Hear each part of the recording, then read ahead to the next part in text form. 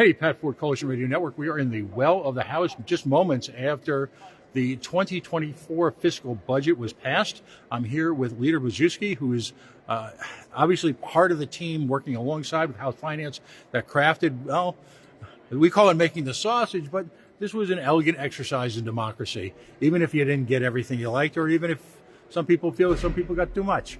You know, one of the issues that we've talked a lot about the coalition is the Ombudsman's law.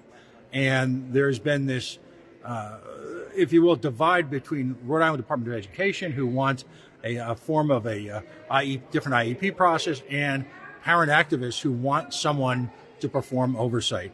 Parent activists got excited when they heard there was money for an ombudsman, but what actually is going to be put in place? If you could clear that up for us. Yeah, and Pat, thank you for the question. We just passed a $14 billion budget that includes affordable housing, education, support for the environment, for healthcare, for human services. But to address your specific question, there is some resources in there to develop an ombudsman program, but Representative Lauren Carson, that's her legislation. She's still working on bringing the stakeholders together to come up with the facets of that, of what that law will look like. But there are resources in the budget in RIDE to work on it. So that's something we'll continue to work on, exactly the scope of what an ombudsperson will look like.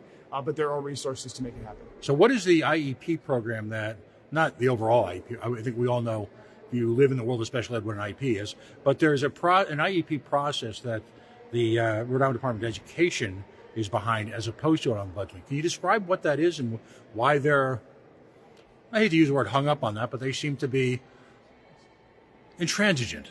Well, I haven't been intimately involved in the negotiation yet. I'd say you should talk to Representative Lauren Carson. She can tell you this inside and out. She's lived it. She's worked on it. She's dug very deep into it. She can answer the questions as to any differences between the department and the advocates. All right. So just a kind of a final wrap up then. There is money in the budget. It's how much? The total budget's $14 billion. No, the money in the budget for the, I will call it air quotes ombudsman. I don't recall off the top of my head. Okay. So there's money in the budget. The process is still in flux.